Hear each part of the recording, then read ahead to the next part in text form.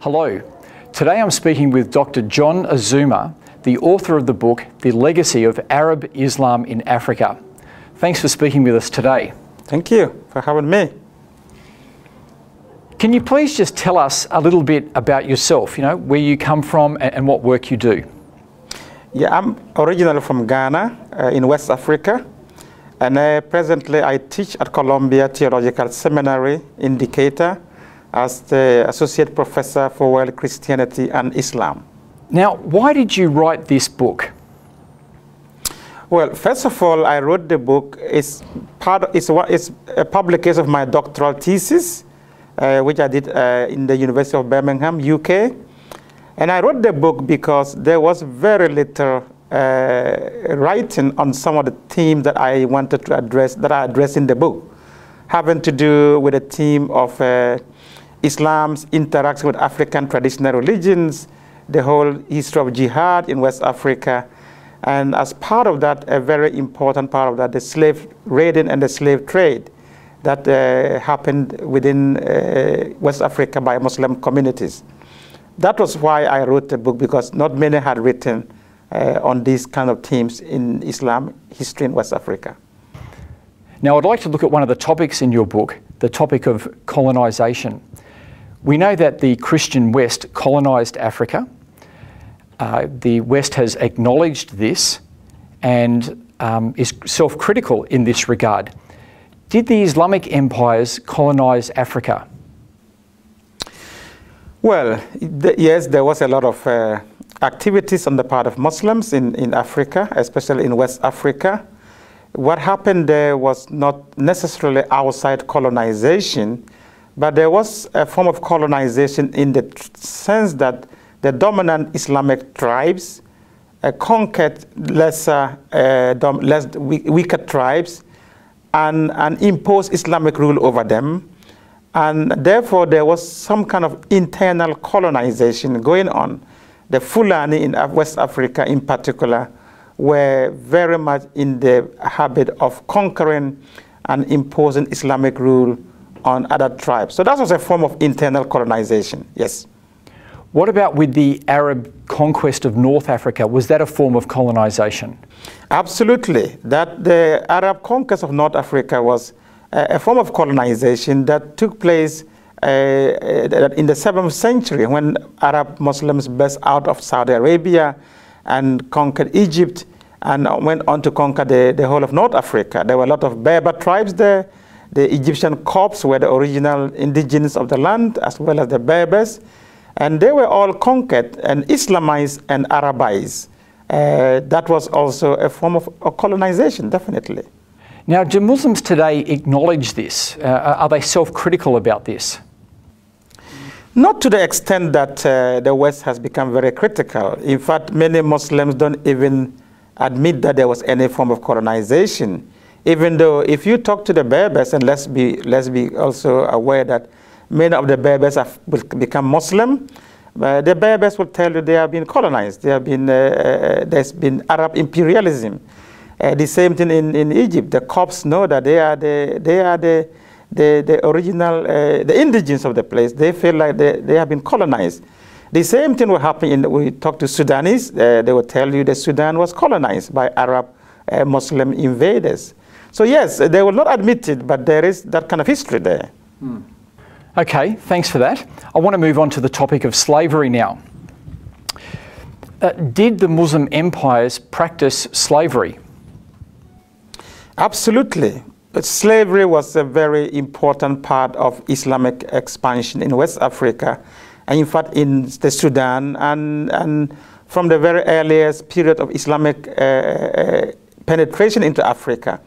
It started by buying, purchasing slaves and trading in slaves, and then it went on from purchasing to raiding for slaves and capturing slaves deliberately, especially mainly black Africans, and transporting them into North Africa and into Saudi Arabia, the Arabian Peninsula, and onwards to the Ottoman Empire to Turkey. So slavery was a very endemic part of Islamic interaction with Africa. And in West Africa, the jihad's period of the 18th and 19th century involved massive slave raiding and slave trading. And many of the slaves that were captured and sent and sold and taken into the transatlantic slave trade, most of those who were doing the raiding at the time were Muslim communities because they were the dominant tribes. So a lot of that happened. That is not to say that non-Muslim communities were involved in raiding, but the dominant tribes were the Muslim communities that were doing the raiding at the time. The treatment of slaves is a topic that you bring up in your book.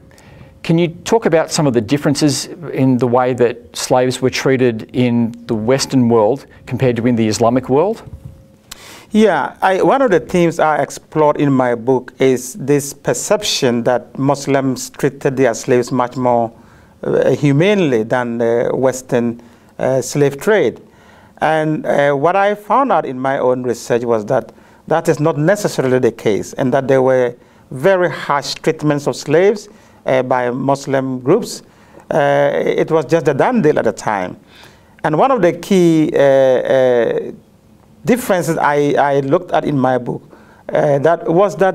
whereas slaves taken to the West were able to marry and reproduce and have their families, and you can still find large populations of African Americans today in North America and in the Caribbean, you go to the Islamic world and you find very few black remnants of the slave trade, which was very massive. And one of the reasons is that many of the male black slaves taken into the Islamic world were castrated as eunuchs, which meant that they could not, of course, reproduce. And the other factor is that many of the women were taken as concubines by their slave masters, and they gave birth to mixed races, and they were very much absorbed into the society. So you don't have black slave kind of descendants in the Muslim world as you would in North America, and part of the reason is the castration and the way the slaves were treated. Did the Islamic world abolish slavery? Slavery persisted in Islamic countries far, far longer than it did in the West. The West abolished slavery long before the Islamic countries ever abolished slavery. And they did so under a lot of pressure from colonial governments and from Western governments and from all kinds of activist groups. And in fact, the Saudi Arabia, for instance, abolished slavery in 1961 or 1960 thereabout, whereas Mauritania abolished slavery in 1981. And these were done on paper, and a lot of it is still being done. In practice, there are still a lot of slaves in Muslim countries. And the Sudan, during the Civil War, there was a lot of slave raiding going on done by the Arab Muslims in the north against the animists and the Christian Africans in the south. So even up to the 90s and this century, there was still capturing of young African men, boys in the Sudan for sale. So slavery continues, even though it has been abolished on paper in many Muslim countries.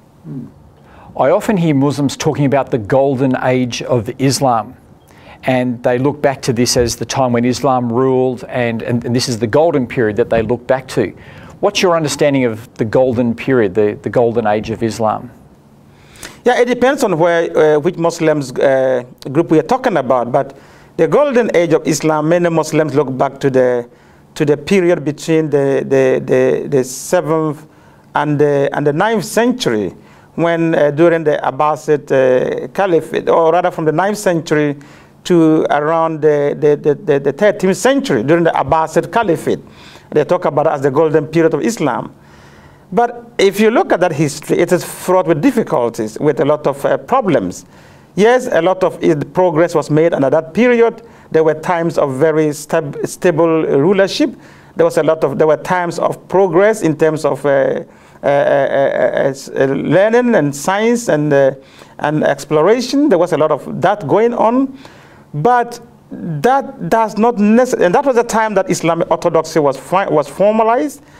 So there were a lot of milestones within that period, But in terms of golden period, I think it's very tricky to begin to talk about golden periods.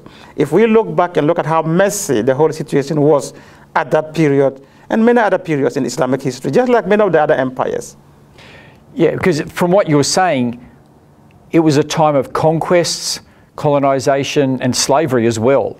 Absolutely. With everything else. Absolutely. So there may have been those great moments, but there's still conquest, colonization and slavery is part of it. Absolutely. And during that time, it has to be said, Muslims were not the only ones who were conquering, other people were conquering also. And slavery, yes, during the 9th up to the 13th century, slavery was still very much an Islamic phenomenon as compared to the West. Of course, there was ancient slavery in many other societies, but in terms of chattel slavery, in terms of slavery as an institution, that was profitable. That was very much still an Arab Islamic preserve until the West came in sometime from the 15th, 16th century onwards. So yes, there was a lot of that as part of that so-called golden period of Islam. Now, discussing these ideas in our universities is not always an easy thing to do. In your book, you write, hence, in the study of Islam in the West, the dominant convention is that a critical approach is reserved for the Christian past, but forbidden for the Muslim past. The net result is a romantic picture of the history of Islam, avoiding and sometimes denying such issues as the jihadist slaughter and mass enslavement of traditional African believers. Can you just talk to us a bit about your experience as an African in the Western universities talking about these issues? Yeah, that is actually a very important question. I, as an African who embarked on the study of Islam in Africa, was very frustrated that, especially back in the 90s when I was doing my studies, that Western academics were shying away, almost self-censoring on these difficult themes of jihad, of the violence associated with jihad, and the slave raiding and slave trade that was very massively undertaken by Muslim societies in Africa. And some only noted in a footnote, and we don't want to discuss it. And that was very frustrating. Meanwhile, they will go at length and talk freely and openly about the Western transatlantic dimension of slave trade. And so for me, this painting of a very romantic picture of the Islamic past in Africa was hindering interfaith dialogue and dialogue between Muslims and Christians in particular.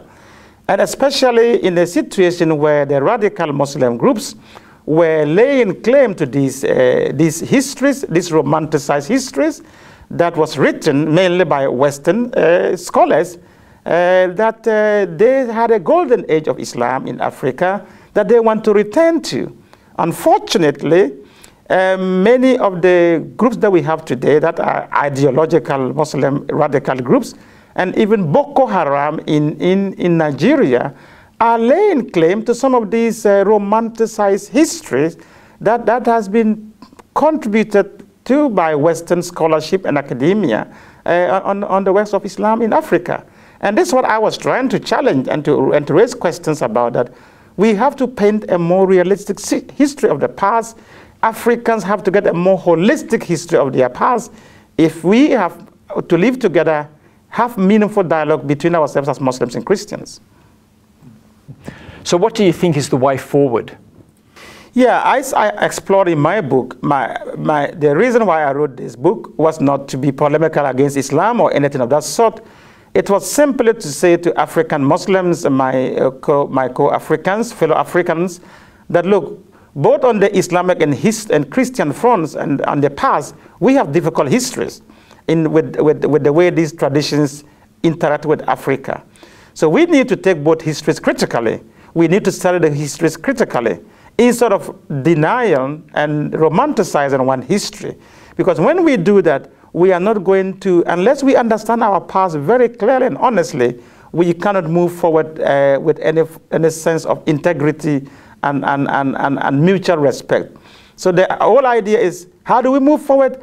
Let's have a much more critical discourse of our past, and then we can move forward with meaningful futures together. That's the only way to move forward in this. Thank you very much for talking with us today. Thank you.